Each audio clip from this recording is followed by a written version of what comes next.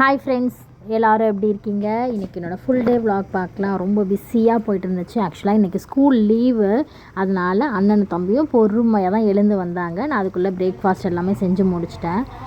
நித்தினை பொறுத்த வரைக்கும் பார்த்திங்கன்னா, அவங்க அண்ணன் கூட இருந்தாருன்னா ரொம்ப லாஃபிங் மோட்லேயே இருப்பான். நிறைய சிரிப்பாக ரொம்ப ஆக்டிவாக இருக்கிற மாதிரி எங்களுக்கு ஃபீல் ஆகும். ஸோ அழகாக தூக்கிட்டு வந்து டைனிங் டேபிளில் உட்கார வச்சாச்சு. அவங்களுக்கு பிரேக்ஃபாஸ்ட்லாம் கொடுத்துட்டு நான் கம்பெனி வந்துட்டேன். ஏன்னா எனக்கு ஹாஃப் டே மட்டும் தான் நான் இருப்பேன். மேக்ஸிமம் ஜெய்யிக்கு ஸ்கூல் அப்படின்னா நான் ஹாஃப் டே தான் இருப்பேன், ஃபுல் டே கம்பெனியில் இருக்க மாட்டேன். ஒரு பெரிய டிஸ்கஷன் ஆஃபருக்காக வந்து பார்த்திங்கன்னா அந்த கால்குலேஷன்லாம் போயிட்டு இருந்துச்சு. இண்டிபெண்டன்ஸ் டேக்காக ஆஃபர் வந்து பிளான் பண்ணியிருந்தோம். சரி, அது எல்லாமே ஓகேவா இருக்குமா அப்படின்னு சொல்லிட்டு பிளான் பண்ணியிருந்தோம். அதுக்குள்ளே வந்து என் ஹஸ்பண்டோட பெரியப்பா பொண்ணு, என் ஹஸ்பண்டோட அக்கா, இவங்க பக்கத்தில் தான் இருக்காங்க. இன்றைக்கி வந்து பார்த்திங்கன்னா ஆடிப்பூரமா, நான் காலையிலே கம்பெனிக்கு ஏத்தாப்பில் இருக்கிற கோவிலுக்கு போயிட்டு வந்தேன். அவங்க வந்து பார்த்திங்கன்னா அந்த நாத்தனாருக்கெலாம் பச்சை கலரில் கண்ணாடி வளையல் வாங்கி கொடுக்கணும் அப்படின்னு சொல்லியிருந்தாங்க இல்லையா. அதனால் எனக்கு பச்சை கலரில் கண்ணாடி வளையல் 2 செட்டில் வாங்கிட்டு வந்தாங்க. என்ன தான் நமக்கு தேவையான பொருளை நம்ம வாங்கி சந்தோஷப்பட்டுக்கிட்டாலும் நமக்காக ஒருத்தவங்க நினச்சி அதை வாங்கிட்டு வரும்போது அதோட ஹாப்பினஸ்ஸே தனி. ஸோ அது சின்ன சின்ன விஷயமா இருந்தாலும் அந்த சந்தோஷத்தை சொல்ல அளவிட முடியாது. நமக்காக ஒருத்தவங்க நினச்சி வாங்கிட்டு வந்திருக்காங்களேன்னு அவ்வளோ சந்தோஷமாக அந்த வளையல் எடுத்து போட்டுக்கிட்டு என்னோடய வேலையை நான் கண்டினியூ பண்ண ஆரம்பிச்சிட்டேன். இண்டிபெண்டன்ஸ் டேக்காக பார்த்திங்கன்னா 15% ஆஃபர், 20% ஆஃபர், இது மாதிரி நம்ம கொடுத்ததே கிடையாது. ஃபஸ்ட் டைமாக கொடுத்துருந்தேன். அந்த வேலையெல்லாம் அவங்கள்ட்ட கொடுத்துட்டு நான் வந்து லஞ்சு செய்ய வீட்டுக்கு வந்துட்டேன். ஏன்னா இன்றைக்கி மார்னிங் பிரேக்ஃபாஸ்ட் மட்டும் தான் பண்ணியிருந்தேன். இன்றைக்கி லஞ்சுக்கு வந்து சாம்பார் சாதம் தான் பண்ண போகிறேன்.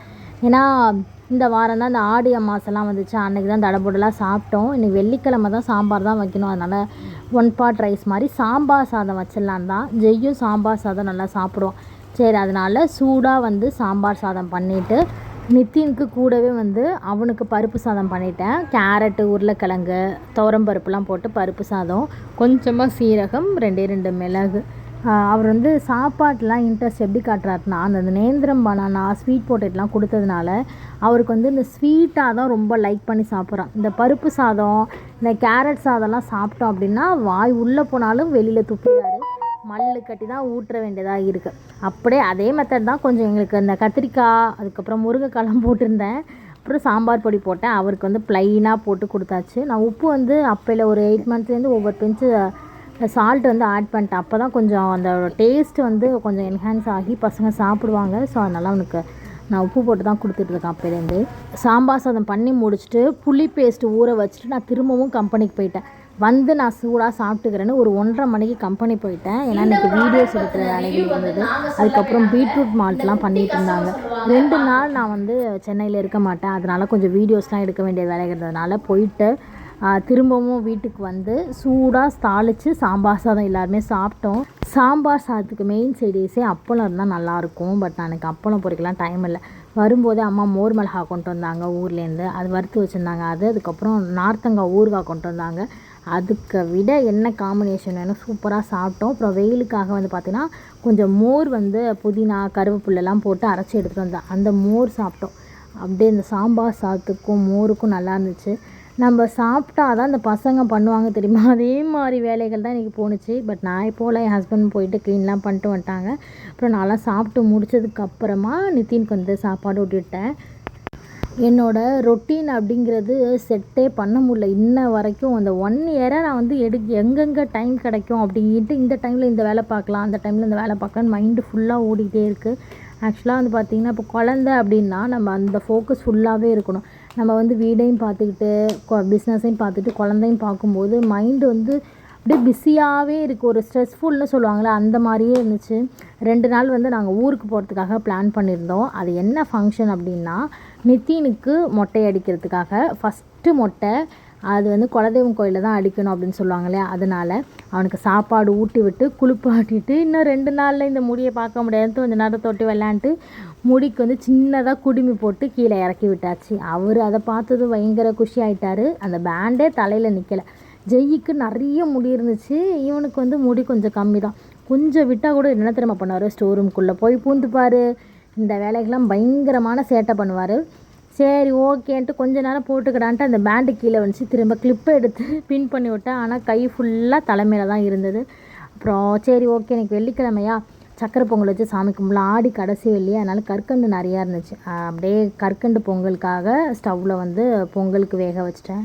மல்லிகைப்பூ இருந்தது, அதை சாமிக்கெல்லாம் கொஞ்சம் கொஞ்சம் கட் பண்ணி எடுத்துகிட்டு நானுமே இன்றைக்கி தலையில் எடுத்து வச்சுட்டேன். டைம் ஒரு 6 o'clock மேலே இருக்கும். அப்போ தான் ஹஸ்பண்ட் வந்தாங்க. ஸோ அவங்களுக்கும் டீ போட்டு கொடுத்துட்டு இப்போ தான் என்னோடய வேலையே பயங்கரமாக பிஸியாக போகுது. நாங்கள் யோசிச்சுட்டு இருந்தோம், சரி கிளம்புறோம் ஊருக்கு, ஹோட்டலில் எல்லாத்தையும் சாப்பிட்டுடலாமான்னு பிளான் பண்ணோம். 2 நாள் அப் அண்ட் டவுன் ட்ராவல் இருக்கும்.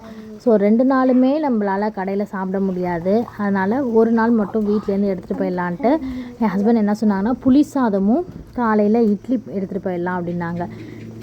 நான் எல்லாம் பண்ண ரெடி, குழந்தைய நீங்கள் பார்த்துக்கிட்டிங்கன்னா நான் எவ்வளோ வேலை வேணாலும் பார்க்குறேன் அப்படின்னாங்க. சரி ஓகே டன்ட்டு தம்பி அவங்க டேக் கேர் பண்ணிக்கிட்டதுனால ஃபுல் சமையல் வந்து நைட்டே வந்து ப்ரீ பிளானாக பண்ணி வச்சிட்டேன்.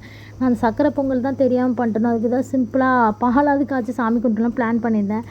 சே அப்படின்னு சொல்லிட்டு கற்கண்டு பொங்கலுக்கு வந்து பார்த்திங்கன்னா கொஞ்சமாக சிறுபருப்பு பச்சரிசி 1/2 மணி நேரம் ஊற வச்சு குக்கரில் 5 விசில் எடுத்ததுக்கப்புறமா கொஞ்சமாக பால் ஊற்றிட்டு கற்கண்டு இருக்குல்ல அதை போட்டு நெய்யில் வறுத்த முந்திரி திராட்சை போட்டு எடுத்திங்கன்னா அவ்வளோ ஒரு டேஸ்ட்டாக இருக்கும் கற்கண்டு பொங்கல். பசங்க எல்லாருமே சாப்பிடுவாங்க.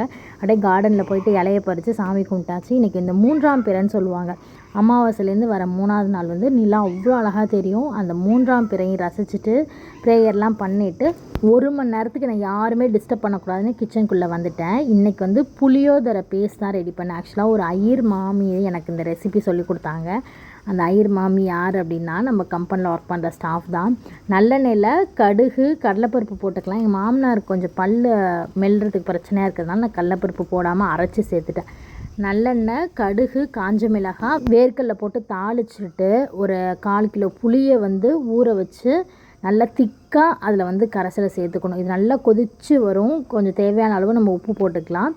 வறுக்கிறதுக்கு வந்து பார்த்திங்கன்னா 2 ஸ்பூன் கடலைப்பருப்பு, 3 ஸ்பூன் தனியா, ஒரு 5-6 காஞ்ச மிளகாய், கொஞ்சமாக வெந்தயத்தை வந்து தனியாக பொடி பண்ணியும் சேர்த்துக்க சொன்னாங்க. எனக்கு அதுக்கெலாம் டைம் இல்லை அப்படிங்கிறதுனால வெந்தயத்தை அதிலே போட்டு வதக்கிட்டேன். தக்காளி தொக்கும் பண்ணும் இல்லையா, அதனால் தக்காளி தொக்கு வெங்காயம் தக்காளி போட்டேன். தக்காளி தொக்குக்கு நான் வெங்காயம் அதிகமாக போடுவேன், தக்காளி அதிகமாக போட மாட்டேன். ஸோ புளியோதரைக்கு வந்து நல்லா அந்த புளி திக்காக எண்ணெயெல்லாம் பிரிஞ்சு வச்சுட்டு இந்த டைமில் நம்ம ரெடி பண்ணி வச்ச பொடியை அதில் தூவி விட்டு ஸ்டவ் ஆஃப் பண்ணிட்டோம் அப்படின்னா நமக்கு புளியோதரை பேஸ்ட்டு சூப்பராக ரெடி ஆகிடும். சால்ட்டு போட்டுக்கோங்க. காஞ்ச மிளகாய் இன்னும் எக்ஸ்ட்ராவே நீங்கள் போட்டுக்கலாம். அப்போ தான் நல்லா டேஸ்ட்டாக இருக்கும். நம்மளுடைய ஐராத்து புளியோதரை பேஸ்ட்டு சூப்பராக ரெடி ஆகிடுச்சு. அவ்வளோ டெம்டிங்காக இருந்துச்சு. ரெசிபியோட மெஷர்மெண்ட் நான் டிஸ்கிரிப்ஷனில் கொடுக்குறேன், செக் பண்ணி பாருங்கள். செஞ்சு பார்த்துட்டு எனக்கு ஃபீட்பேக் மறக்காமல் சொல்லுங்கள். நம்மளோட தக்காளி தொக்குக்கு வந்து நான் சேர்த்துருக்குது வெறும் நம்மளோட மிளகாத்தூள் மட்டும்தான். நம்மளோட மிளகாத்தூளில் சோம்பு, சீரகம், கடலைப்பருப்பு, பெருங்காயம், கருவேப்பிலெல்லாம் போட்டு அரைச்சி கொடுக்குறோம் இல்லையா, நல்ல வாசனையாக இருக்கும். நான் அதில் எந்த மசாலாவுமே தக்காளி தொக்குக்கு போடல.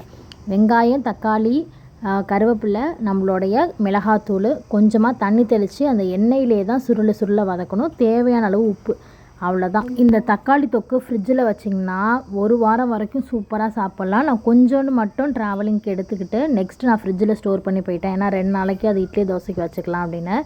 நைட்டு பிரேக்ஃபாஸ்ட் கூட்டி விடணும் இல்லையா, சார் வந்து விளாண்டு தூங்கிலாம் எழுந்துச்சி என்கிட்ட கொடுத்துட்டாங்க. ஸோ அவருக்கு வந்து சத்து மாவு கஞ்சி தான் ஊட்டி விட்டேன். சரி இன்னமும் நம்மளோட வேலை முடியுமான்னு பார்த்தா முடியாது. நான் பேக்கிங்க்கு வந்துட்டேன். இந்த 2 ட்ரெஸ் வந்து ஹஸ்பண்ட் எனக்கு வாங்கி கொடுத்தாங்க. நெக்ஸ்ட்டு வீக் எல்லாம் ஒரே விசேஷம் தான் நம்ம வீட்டில். என்னோடய கல்யாண நாளுக்காக ஒன்றும், என்னோடய பர்த்டேக்காகவும் ஒன்றும். இன்னும் எது எப்பப்போ போட போகிறேன்னு பிளான் பண்ணல. 2 ட்ரெஸ் வாங்கி கொடுத்தாங்க. ஆக்சுவலாக ட்ரெஸ் எல்லாமே என்னை கூப்பிட்டு தான் செலக்ட் பண்ணுவாங்க. நீ உனக்கு எது பிடிக்குதோ நீ எடுத்துக்கோ அப்படிம்பாங்க. ஸோ 2 ட்ரெஸ் எடுத்து வச்சுருக்கேன். ஊருக்கு இது எடுக்கலாமான்னு பிளான் பண்ணேன். சரி வேணா இருக்கிற ட்ரெஸ்ஸே போட்டுக்கலான்ட்டு. நமக்கு தான் கிளம்பும்போது ட்ரெஸ்ஸே இருக்காத மாதிரி ஒரு பஞ்சப்பாட்டு பாடுவோமே, அதே தான் நடந்துச்சு. அப்புறம் நான் 2 ட்ரெஸ் மட்டும் பேக்கிங் எடுத்து வச்சுட்டேன். இந்த சேரை பாருங்கள் என்னென்ன வித்தையெல்லாம் காட்டுறாங்கன்னு. இந்த மாதிரி குட்டி செல்லெல்லாம் இருந்தால் நம்ம வீட்டில் எப்படிங்க வேலை ஓடும். ஓகே ஃப்ரெண்ட்ஸ், இந்த வீடியோ பிடிச்சிருந்தா பெரிய லைக் கொடுங்க. லைட்டை ஆஃப் பண்ணி விளையாண்டோம், அதான் ஒரே குஷி ஆகிட்டாரு. இந்த வீடியோ பிடிச்சா பெரிய லைக் கொடுங்க. இன்னொரு வீடியோவில் நான் அவங்கள மீட் பண்ணுறேன். அது வரைக்கும் பாய், டேக் கேர்.